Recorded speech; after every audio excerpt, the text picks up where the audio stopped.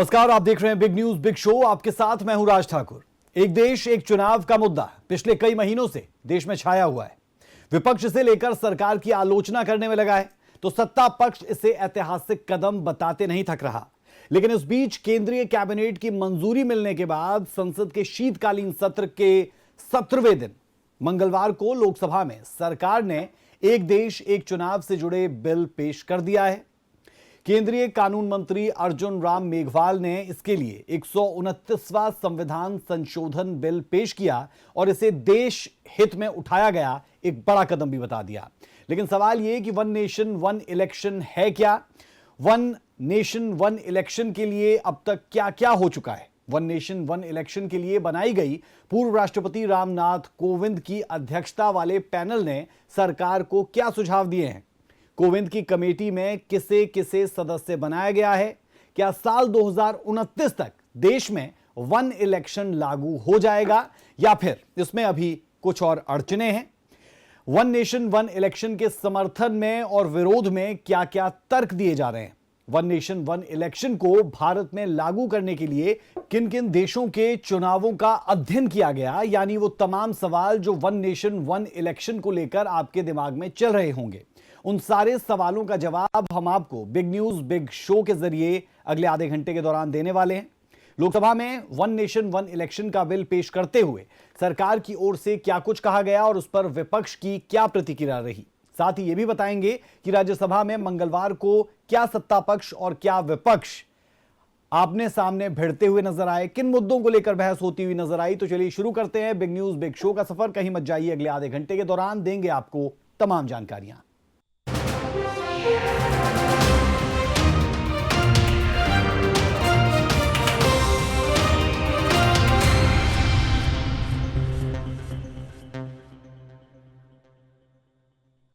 सबसे पहले बात लोकसभा में पेश हुए one nation one election bill की करते हैं। केंद्रीय कानून मंत्री अर्जुन राम मेघवाल ने इस बिल को पेश किया। इस दौरान सत्ता पक्ष ने इस बिल को ऐतिहासिक बताया तो वहीं विपक्ष ने इस पर अपनी आपत्ति जताई और सरकार से इसे वापस लेने की मांग भी उठाई। ये रिपोर्ट जरा आप देखें।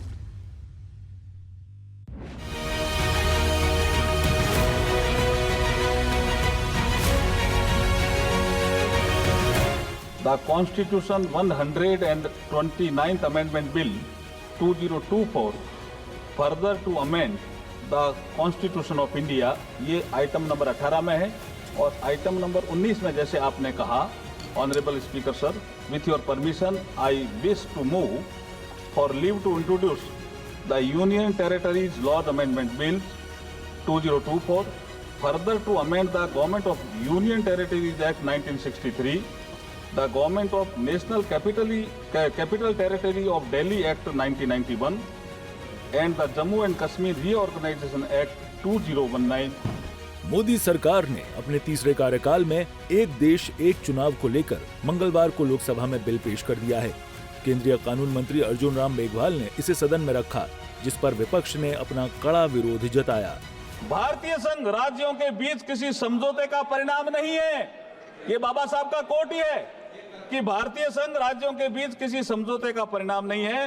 राज्यों को फेडरेशन से अलग होने का अधिकार नहीं है। फेडरेशन एक संघ है और इसका स्वरूप अविनाशी है, कोई नहीं बदल सकता फेडरल स्ट्रक्चर को।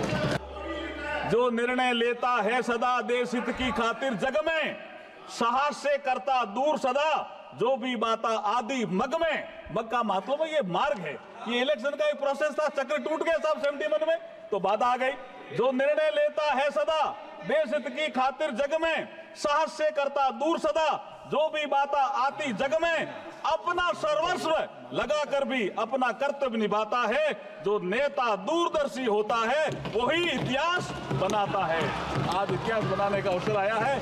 मैं जेपीसी में भेजने का भी प्रस्ताव करता हूं और अगर आपकी अनुमति हो कि वे दोनों item I introduce the bill also. I rise to oppose the introduction of the Constitution 129th Amendment Bill 2024 and the Union Territories Laws Amendment Bill 2024.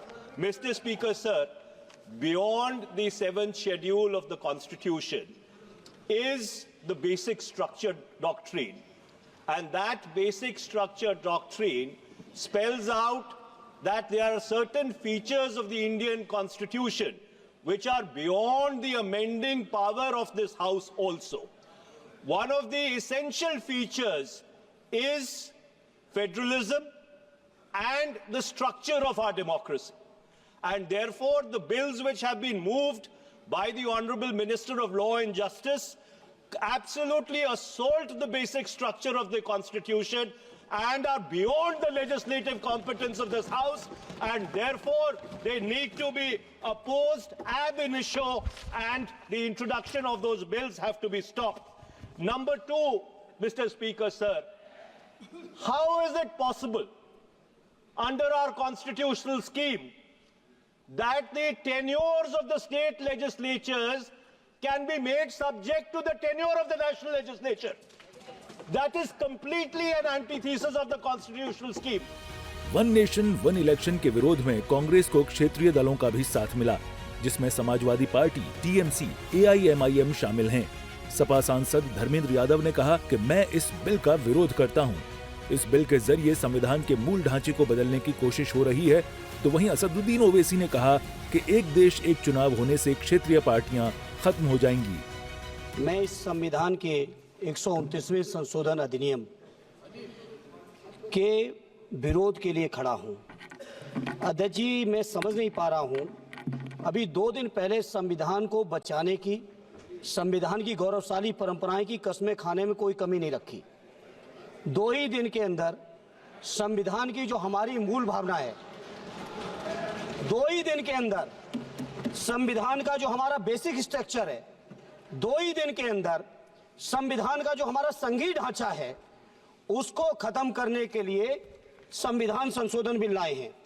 मैं मनीष तिवारी जी से सहमत हूं और अपनी पार्टी और अपने नेता आदरणीय अखिलेश यादव जी की ओर से कहना चाहता हूं, ये बिल पूरे देश के जो अलग अलग भेष, भाषाएं, संस्कृति, क्षेत्र की जो मान्यताएं हैं, जो हमारे संविधान निर्माताओं ने बहुत सोच विचार के मंथन अध्ययन करके ये संघीय ढांचा तैयार किया था, राज्यों का गठन भी किया था, संस्कृति के हिसाब से, क्षेत्र के हिसाब से, भाषा के हिसाब से, परिस्थितियों और समय के हिसाब से।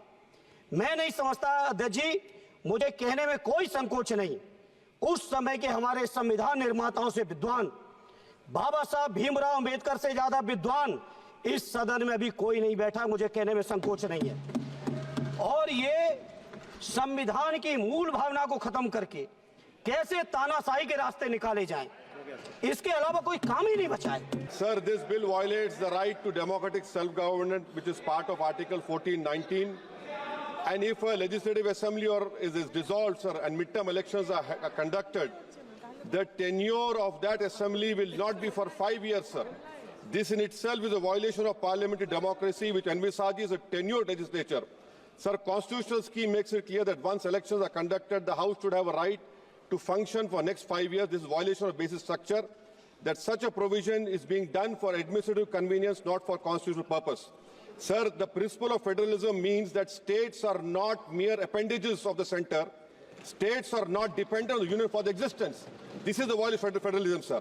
Sir, in conclusion, Parliament is not competent to make any law that violates fundamental rights or the basis of the Constitution, sir. This bill indirectly introduced a presidential style of democracy. This bill is based on maximizing political gain and convenience. This bill will finish off regional parties. This bill is only brought in to massage the ego of the supreme leader. Lok Sabha में विपक्ष के विरोध को देखते हुए speaker Om Birla ने bill पेश करने को लेकर इलेक्ट्रॉनिक वोटिंग कराई, जिसमें सरकार के पक्ष में 269 और विपक्ष में 198 वोट पड़े। आपको बता दें कि लोकसभा में पहली बार इलेक्ट्रॉनिक तरीके से वोटिंग हुई। वोटिंग मशीन से मतदान होता है तो आप सब अपनी सीट से दबाए गए बटन और सदन के दोनों ओर लगी हुई बड़ी स्क्रीन में आप मिलान कर सकते हैं। अगर मिलान में सही नहीं होता है और आपको कुछ करेक्शन करना है एब्सेंट में या मतदान में, तो ही आप पर्ची मांगें और तो ही पर्ची से मतदान में करेक्शन करें। शुद्धि के अध्ययन मत विभाजन परिणाम पक्ष में हाँ में 269 विपक्ष में 198।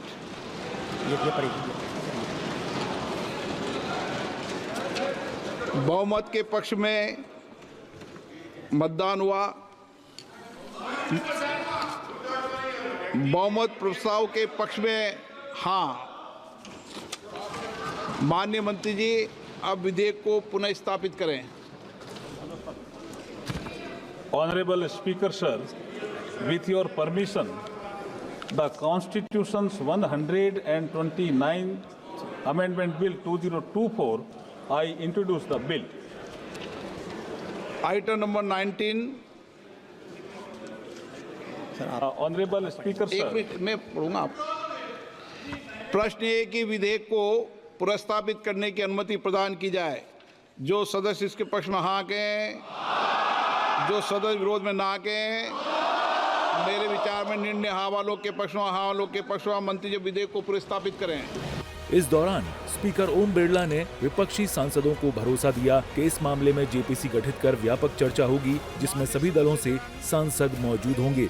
इतना ही नहीं, जब सदन में बिल आएगा तो सभी को बोलने का पूरा मौका दिया जाएगा।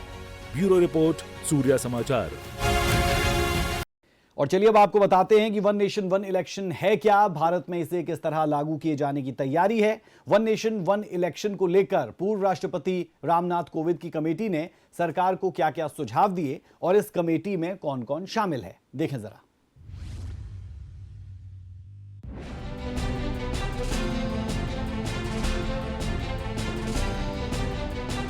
भारत में फिलहाल विधानसभा और लोकसभा के लिए अलग अलग समय पर चुनाव होते हैं। इसे लेकर सरकार की दलील है कि इससे समय और पैसा दोनों की बर्बादी होती है, लिहाजा दोनों चुनाव एक साथ कराने की योजना है। और अगर ऐसा संभव होता है तो लोकसभा और विधानसभाओं के चुनाव एक साथ होंगे, यानी मतदाता एक दिन एक समय पर अपने मताधिकार का प्रयोग कर सकेंगे।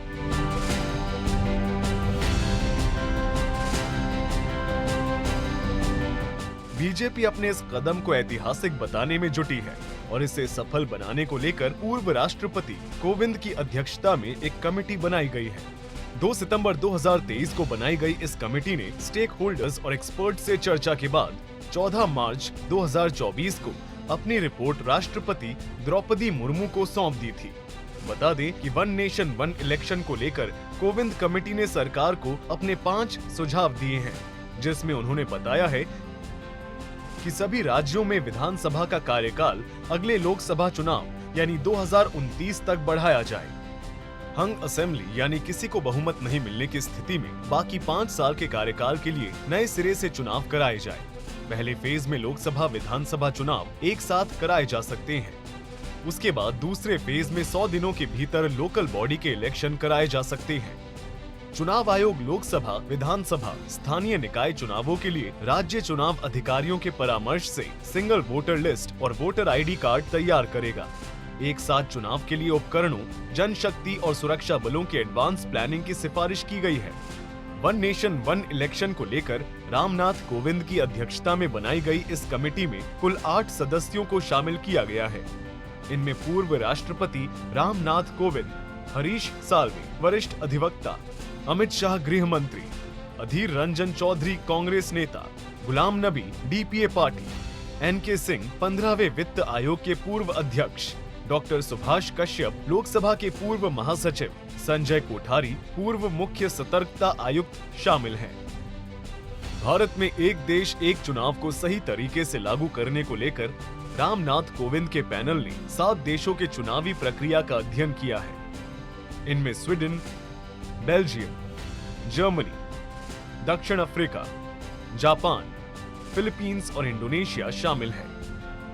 यहाँ आपको बताना बेहद जरूरी है कि भारत को मिली आजादी के बाद साल 1952, 1957, 1962 और 1967 में लोकसभा और विधानसभा के चुनाव एक साथ ही हुए थे, लेकिन 1968 और 1969 में कई विधानसभाएं समय से पहले ही भंग कर दी गई।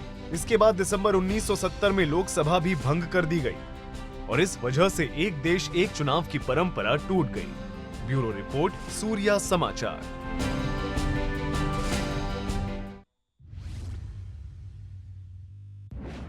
अब आपको बताते हैं कि साल 2014 में मोदी सरकार आने के बाद वन नेशन वन इलेक्शन को लेकर अब तक क्या कुछ हो चुका है और कैसे इस प्रक्रिया को सफल बनाने के लिए बीजेपी एक एक कदम आगे बढ़ी है।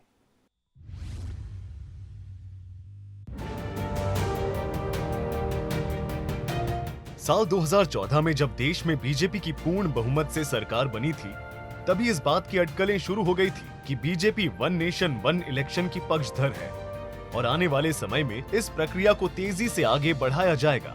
अब जबकि बीजेपी अपने तीसरे कार्यकाल में प्रवेश कर चुकी है, हम आपको बताते हैं कि वन नेशन वन इलेक्शन को लेकर अब तक क्या क्या हुआ है। साल 2014 में मोदी सरकार आने पर वन नेशन वन इलेक्शन की चर्चा शुरू हुई।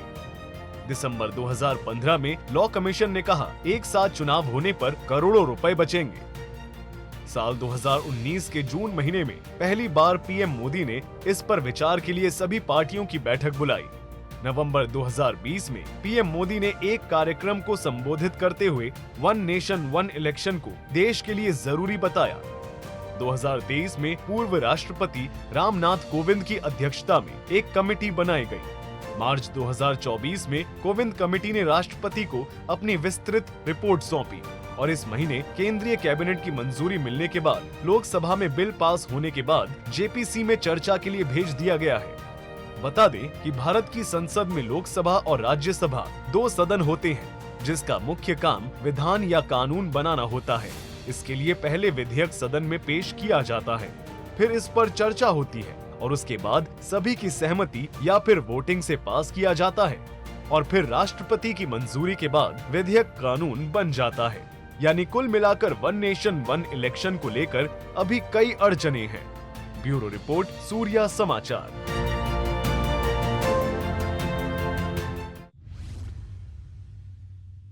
लोकसभा में one nation one election bill पेश किए जाने पर हरियाणा के मुख्यमंत्री और प्रदेश बीजेपी के तमाम मंत्रियों ने अपनी खुशी जाहिर की।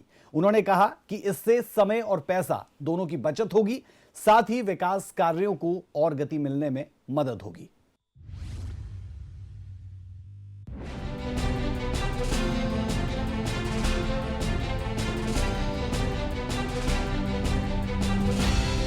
लोकसभा में पेश किए गए one nation one election bill पर हरियाणा के मुख्यमंत्री नायब सैनी ने अपनी खुशी जाहिर की है।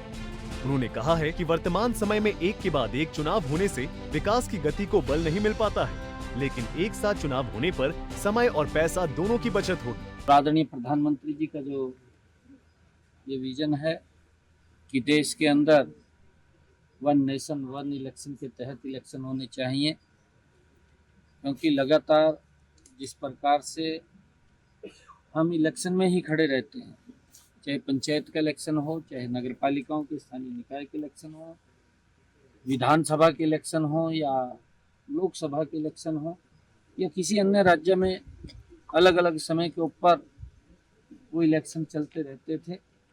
खर्चा भी ज़्यादा होता था क्योंकि पूरी ताकत, पूरी मशीनरी लगती और खर्चे के साथ साथ विकास में भी धीमापन आता था, विकास की गति भी नहीं बन पाती।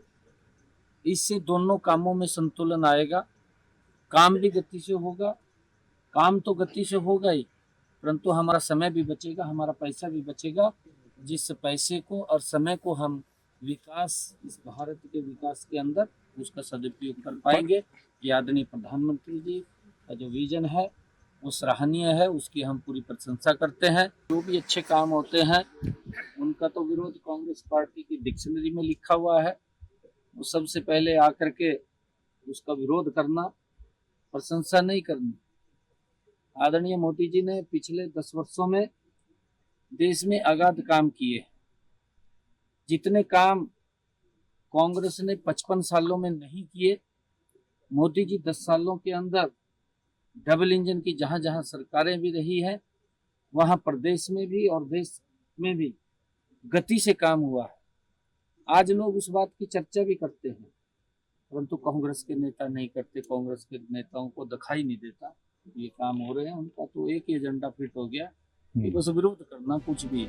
वहीं हरियाणा के कैबिनेट मंत्री अरविंद शर्मा और राजेश नागर ने कहा कि वन नेशन वन इलेक्शन को पूरा देश चाहता है। पीएम मोदी इस काम को सफल करने में पिछले 10 साल से लगे हैं। अच्छा स्टेप है पूरा देश चाहता है, पूरा देश इसका स्वागत कर रहा है।